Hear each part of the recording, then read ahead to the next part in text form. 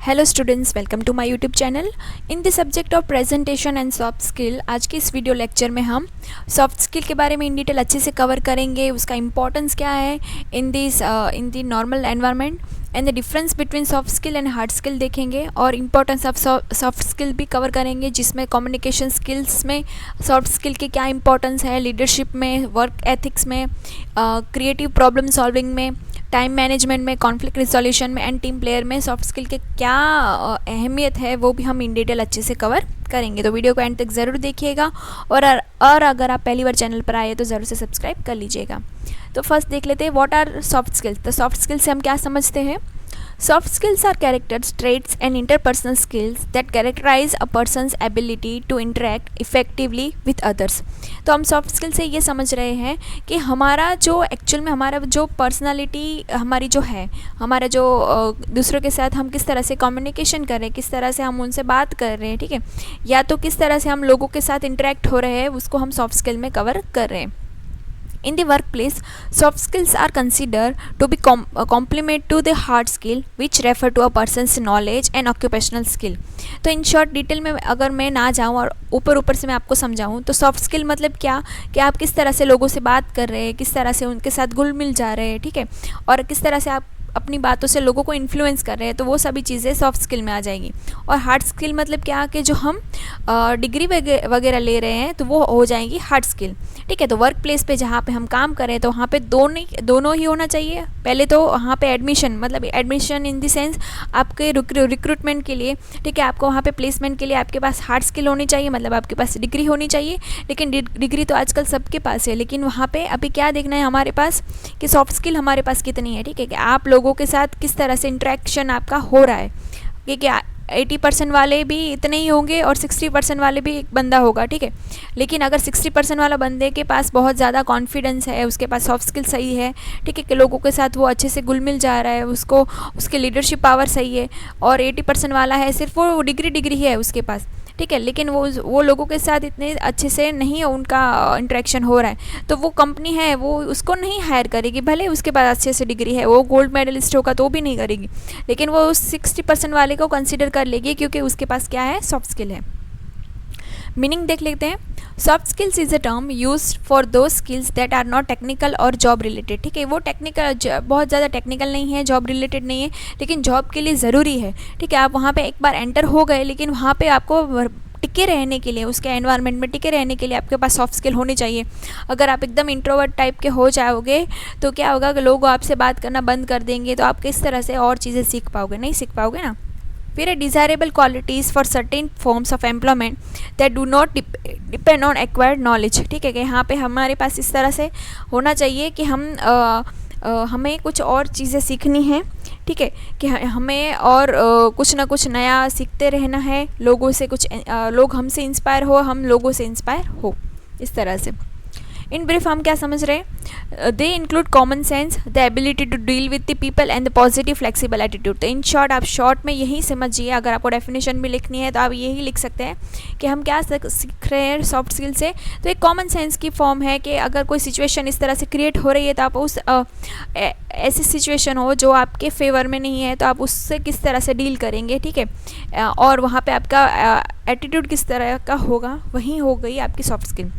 Soft skill comprise a person's attributes, comprise of personal attributes, communication skill and abilities and personality traits which differentiate people with a similar hard skill set from the each other।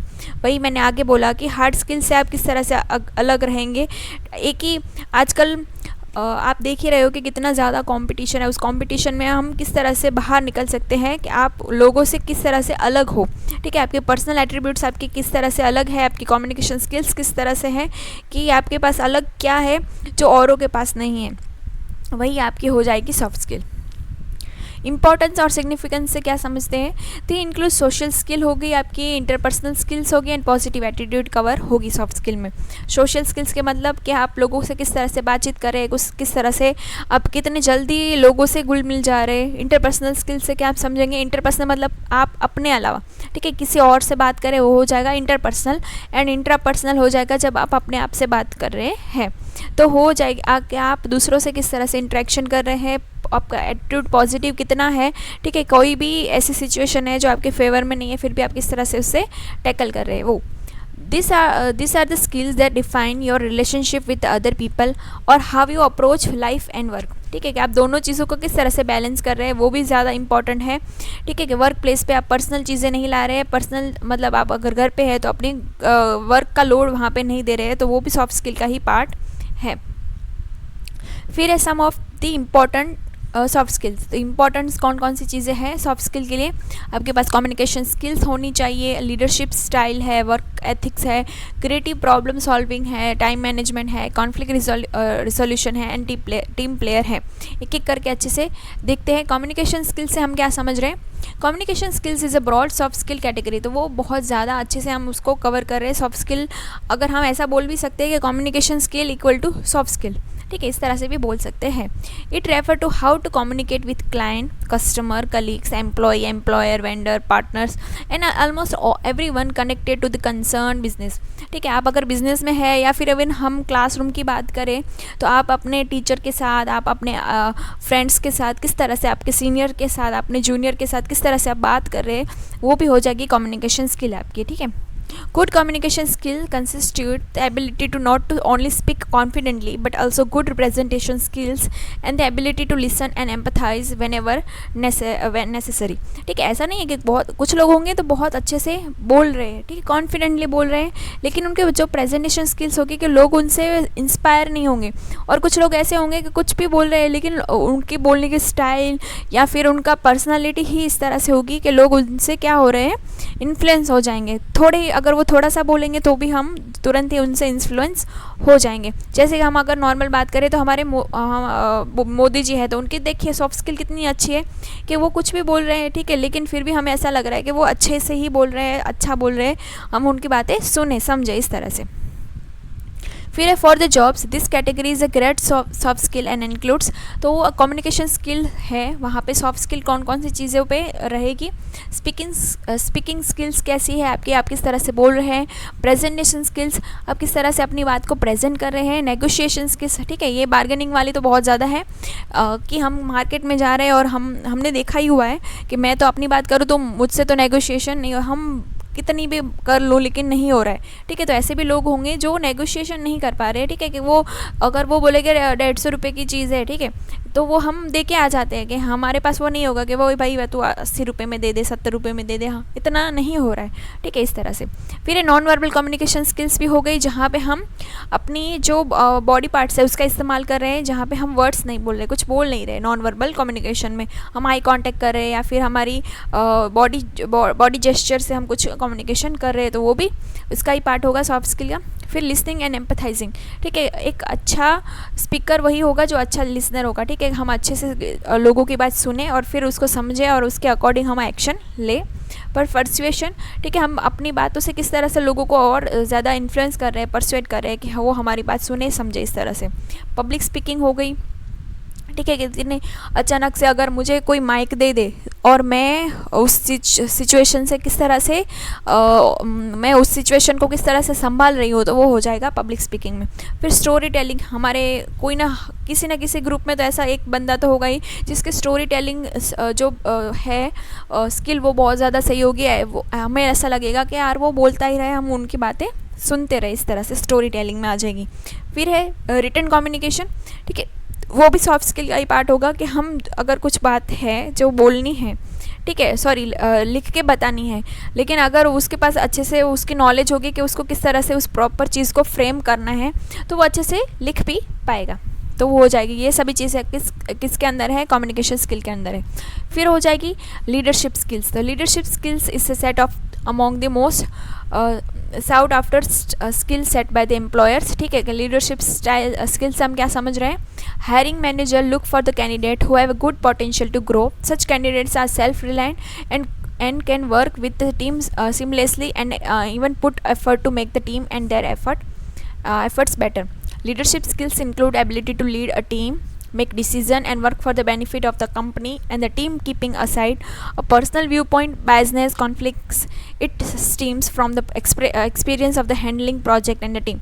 तो leaders जो हम बोल रहे हैं ना कि great leader कौन होगा, जो अपने पर्सनल इश्यूज़ को साइड में रखेगा, वो उसके पास कोई भी बायसनेस नहीं रखेगा कि वो मेरा दोस्त है तो उसको मैं और अच्छे से समझाऊं, या वो मेरी बात नहीं सुन रहा है तो मैं भी उसकी बात ना सुनूं। इस तरह से नहीं होगा। जो ग्रेट लीडर होगा वो अपना बेस्ट देने की कोशिश करेगा, टीम के लिए वो काम कर रहा है, ठीक है। तो वो भी इसमें इंक्लूडेड है सॉफ्ट स्किल में। फिर क्या, it is also very important soft skill for the other position and include कैसे होगा, जहाँ पे टीम मैनेजमेंट की बात होगी, कॉन्फ्लिक्ट मैनेजमेंट एंड रिजोल्यूशन होगी, ठीक है। एम्प्लॉयर एंड एम्प्लॉय के बीच में कोई झगड़ा हो गया, कॉन्फ्लिक्ट हो गया, तो उस सिचुएशन में जो टीम लीडर होगा, टीम मैनेजमेंट किस तरह से उस चीज़ को सॉल्व कर रही है, वो भी सॉफ्ट स्किल का पार्ट है। किस तरह से वहाँ पर नेगोशिएशन करा जाएगा कि किसकी बात रखी जाएगी, किसकी बात नहीं रखी जाएगी, और किस तरह से एक प्रॉपर सॉल्यूशन निकलेगा। फिर डिसीजन मेकिंग, कुछ डिसीजंस अगर हमने लेने हैं कंपनी के लिए तो हम किस तरह से उस डिसीज़न को ले, ठीक है। अगर हम नॉर्मल कॉलेज या स्कूल की भी बात करें कि कुछ ऐसे डिसीजंस लेने हैं जो स्टूडेंट के फेवर में नहीं है, तो हम उस चीज़ को या उस रूल्स को किस तरह से इम्प्लीमेंट करा पाएँ, वो भी एक बहुत बड़ा चैलेंज होगा। तो किस तरह से वो डिसीजंस लेने हैं जो अगर बच्चों के फेवर में होंगे तो सही है, अगर नहीं है तो हम उस डिसीज़न को किस तरह से एक्सेप्ट करवाएं। फिर है ड्राफ्टिंग डेलीगेशन स्ट्रेटजीज, ठीक है। कि अगर डेलीगेशन से हम क्या समझ रहे हैं कि कुछ रिस्पॉन्सिबिलिटी है किसी और को सौंप देना, ठीक है। उससे क्या होगा कि हम और ज़्यादा जो इम्पोर्टेंट काम है उस पर ज़्यादा फोकस कर पाए, और जो ऐसा काम है जो हम दूसरों को दे सकते हैं, डेलीगेट कर सकते हैं, तो वो उस पर वो ध्यान दें, जिसकी वजह से हम मोस्ट इम्पॉर्टेंट काम होगा उस पर ज़्यादा फोकस से काम कर पाए। तो वो भी सॉफ्ट स्किल का पार्ट है कि हम किस तरह से लोगों को रिस्पॉन्सिबिलिटी डेलीगेट कर रहे हैं, क्योंकि डेलीगेट करना ही नहीं है, उसके पास से फिर आंसरेबिलिटी भी हमें लेनी है। अगर वो काम सही से नहीं हुआ है या डिले हुआ है तो हम उससे आंसर भी ले सकते हैं। फिर ड्राफ्टिंग मोटिवेशनल स्ट्रेटजीज, ठीक है। कि बार बार एम्प्लॉयज़ है तो उनको मोटिवेट करना पड़ रहा है, ठीक है, क्योंकि वो एक पार्ट है, हम सब ह्यूमन है, ठीक है। तो वहाँ पे हमें बार बार मोटिवेशन की ज़रूरत लगती है। फिर वर्क एथिक्स की बात करें तो work ethics is a inherent, ठीक है, वो एक गुण है, हम बोल सकते हैं कि वो मतलब कि किस तरह से हम उस चीज़ को ले रहे हैं वो सबसे ज़्यादा इंपॉर्टेंट है। कि it is a soft skill category which is really hard to teach and even harder to demonstrate during a job interview, ठीक है। हम नहीं समझ पा रहे हैं क्योंकि वो अपने जन्मजात गुण में आ रहा है, ठीक है। कि हम ऐसे नहीं बोल सकते कि वो हम सिखा नहीं सकते, ठीक है। कि वो तो हमें बाय बर्थ मिलती है या फिर हम समय के साथ थोड़ा थोड़ा एक्सपीरियंस करके सीखते हैं। It is how person feels about the job his job and carries out his duties and responsibility, किस तरह से वो उस पर्टिकुलर जॉब को किस तरह से ले रहे हैं। हम अगर स्कूल या कॉलेज की बात करें तो हमारे वर्क एथिक्स में या तो हम किस तरह से उसको कंसिडर करेंगे कि आपका जो क्लासरूम है उसका एनवायरनमेंट अच्छे से बना रहे, हम क्लास में जाए तो वहाँ पे प्रॉपर एटमॉस्फेयर उसका अच्छा रखे, कोई ऐसी चीज़ें ना, हरकतें ना ऐसी करे कि जिसकी वजह से वहाँ का माहौल ख़राब हो, तो वो हो जाएगी वर्क एथिक्स के, हम वहाँ पे इंक्लूड कर लेंगे उस चीज़ को। Having a strong work ethics means a person acknowledge his position and does the job assign to him honestly and diligently with all the accountability, ठीक है। वहाँ पे वर्क एथिक्स में क्या करेंगे कि हमें अपना जो भी काम या रिस्पॉन्सिबिलिटी हमें सौंपी गई है तो वो हम प्रॉपर ऑनेस्टी से उस चीज़ को करें, एंड अगर वो हमारे से नहीं हो रही है चीज़ तो हम उसको प्रॉपर आंसर करें कि हमने वो चीज़ क्यों हमसे नहीं हुई। कौन कौन सी चीज़ें इसमें कवर होगी, जहाँ पे होगा कंप्लीटिंग टास्क ऑन टाइम, ठीक है। कि हमारा वर्क एथिक का यही है कि काम टाइम पे ख़त्म हो जाए जिसकी वजह से वेस्टेज ना हो रिसोर्सेज का और समय भी बचे।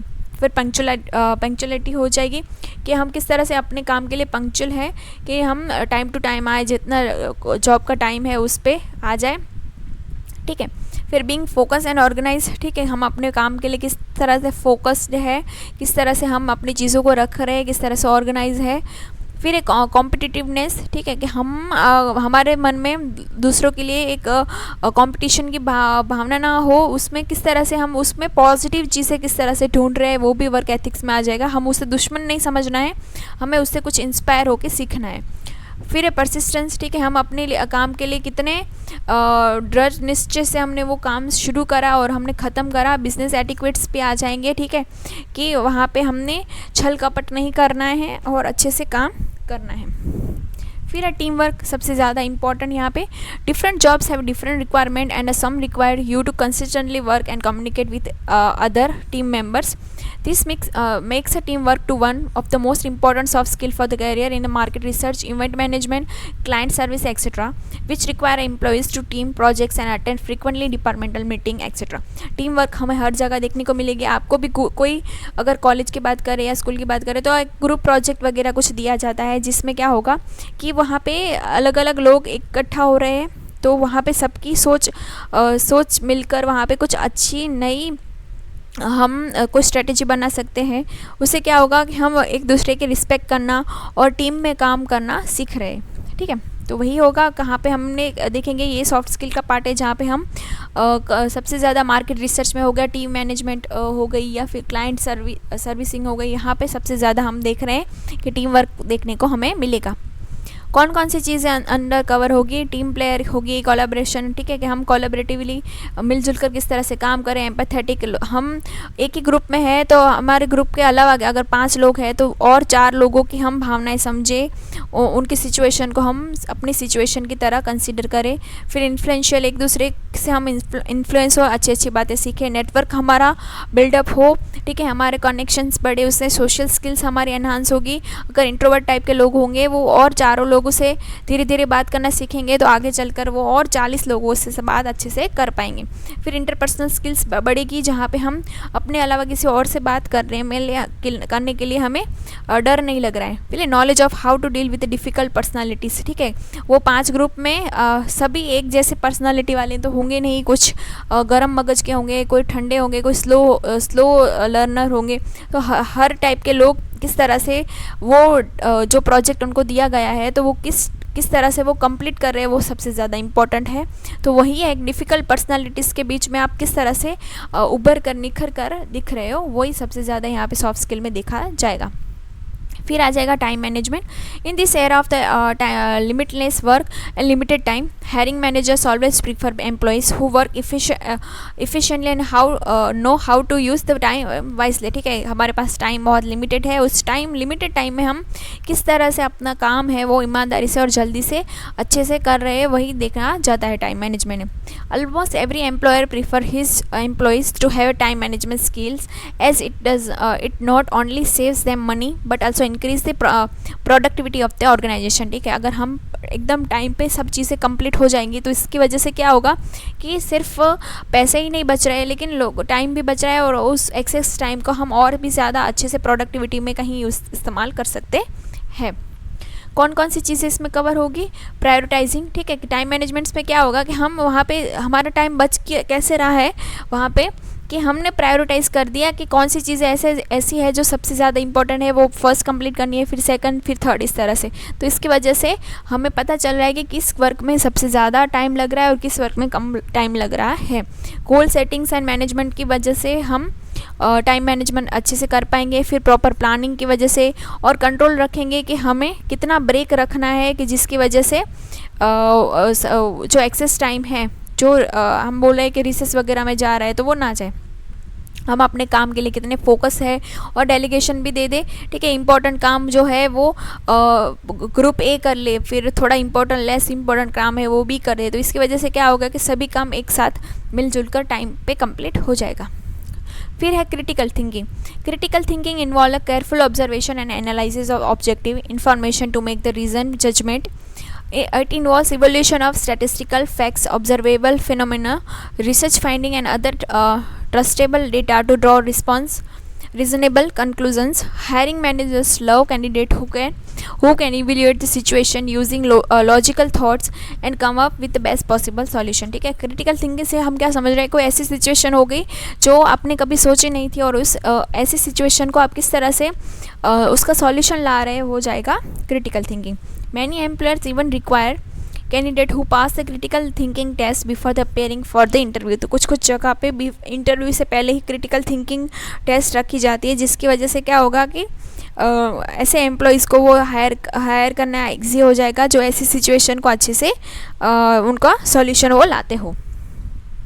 कौन कौन सी चीज़ें होंगी कवर, जो एनालिटिकल थिंकिंग से सोचता हो, प्रॉब्लम सॉल्विंग नेचर का हो, आर्टिस्टिक सेंस उसके पास हो, क्रिटिकल ऑब्जर्वर हो। ठीक है, एक ऐसी सिचुएशन है जहाँ पे किसी ऐसी बहुत सारी चीज़ें एक साथ पड़ी हुई है, लेकिन किसी की ध्यान ऐसी चीज़ पे इतनी छोटी चीज़ पे नहीं जा रही है जो आगे चलकर मेजर इशू क्रिएट कर सकती है, लेकिन आपका वहाँ पे ध्यान चला गया तो आप हो जाएंगे क्रिटिकल ऑब्जर्वर।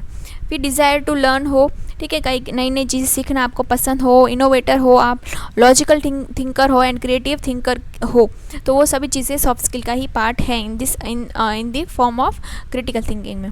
फिर अडेप्टेबिलिटी, ठीक है, आप किस तरह से सिचुएशन को अडेप्ट कर रहे हैं। ठीक है, क्योंकि हम जहाँ पे वर्क प्लेस पे काम कर रहे हैं वहाँ पे अलग अलग रिलीजन, कास्ट और other sets of the belief वाले लोग इकट्ठा हुए होंगे। ठीक है, आप सबसे अपनी सब चीज़ें तो नहीं पूछेंगे कि आप किस कास्ट से हो, किस रिलीजन से हो, वो वर्क प्लेस पे बिल्कुल ही एक्सेप्टेबल नेचर नहीं होगा। तो इस सिचुएशन में आपको सबको मिलजुल कर एक्सेप्ट करना है और पॉजिटिव एनवायरनमेंट क्रिएट करके रखना है। तो maintain a sound professional environment in the organisation, तो वहाँ पे अडेप्टेबिलिटी जो है अडेप्टेबिलिटी वो सबसे ज़्यादा काम आएगी। की फेसेस कौन कौन सी है अडेप्टेबिलिटी में, तो आप अगर शांत रहना है, आपको ऑप्टिमिस्टिक होना है, ठीक है, बहुत लंबा सोचना है, बड़ा सोचना है, ओपन माइंडेड रहना है, क्यूरियस रहना है। अगर कोई बंदा अलग कास्ट से या रिलीजन से बिलोंग कर रहा है तो हमें भी चीज़ें कुछ होगी जो इससे इंस्पायर करती हो, वो हमें सीखनी है, समझनी है। फिर है how to develop the soft skill, तो हम सॉफ्ट स्किल को किस तरह से सीख सकते हैं, किस तरह से हम उसको एक्सेप्ट कर सकते हैं। तो प्रैक्टिस एक्टिव लिसनिंग, ठीक है, सबसे ज़्यादा वही बोला कि जो एक्टिव लिसनर होंगे वही सबसे ज़्यादा जो अच्छे स्पीकर होंगे। It this help to building empathy and stronger relationship, ठीक है, ठीक है, एम्पैथी से हम क्या समझ रहे हैं कि जैसे दूसरे की सिचुएशन है वैसे ही हम भी उस चीज़ को फील करें। सीख फीडबैक रेगुलरली, ठीक है, हम फीडबैक ले जिसकी वजह से क्या होगा कि हमें लोगों के साथ कम्युनिकेशन करने में और टीम वर्क करने में आसानी होगी। वर्क ऑन इमोशनल इंटेलिजेंस, जहाँ पे हमें इस तरह से काम करना है कि जहाँ पे develop a self awareness and learn to manage your emotions, किस तरह से हम अपने इमोशंस से बाहर आकर किस तरह से हम मैनेज कर रहे हैं अपने इमोशंस को वर्क प्लेस पे। इम्प्रूव द टाइम मैनेजमेंट में भी effective time management reduce the stress, increase the productivity and help you stay better the organisation. फिर engage in the team project, तो टीम प्रोजेक्ट में हम किस तरह से काम कर रहे हैं, ठीक है, improve your team and interpersonal skills, this also enhance your ability to work with the diverse personality, ठीक है, अलग अलग पर्सनालिटी वाले लोग इकट्ठा हुए हैं तो वहाँ पे टीम मैनेजमेंट्स में हम किस तरह से काम करें कि हमारा जो प्रोजेक्ट है वो टाइम पे कंप्लीट हो। फिर एनहांस द कम्युनिकेशन स्किल्स से हम क्या समझेंगे यहाँ पे, practice clear and concise communication in both written and verbal form, जहाँ पे this will help to avoid miscommunication and help you to become a better leader. Develop problem solving ability भी create होगी वहाँ पे, ठीक है, कि फ्यूचर में कोई क्रिएट हो रहा है ये इश्यू और regardless of your job or the industry. फिर cultivate empathy, put yourself in others shoes to understand their perspective, empathy strengthens collaboration and help in the building trust. फिर है प्रैक्टिस पब्लिक स्पीकिंग, जहाँ पे engage in activities like presentation और toastmasters of the building confidence in the speaking, तो हम किस तरह से अच्छे से इन्फ्लुएंसली मतलब लोगों को इन्फ्लुएंस कर रहे हैं इस तरह से कि हमारी पब्लिक स्पीकिंग से लोग इंस्पायर हो रहे हैं। तो आई होप सो इस वीडियो से आपको हेल्प मिली होगी। Thanks for watching. Next video में हम हार्ड स्किल और सॉफ्ट स्किल के बीच का डिफरेंस भी हम कवर करेंगे, तो ज़रूर से आप वीडियो को सब्सक्राइब कर लीजिएगा।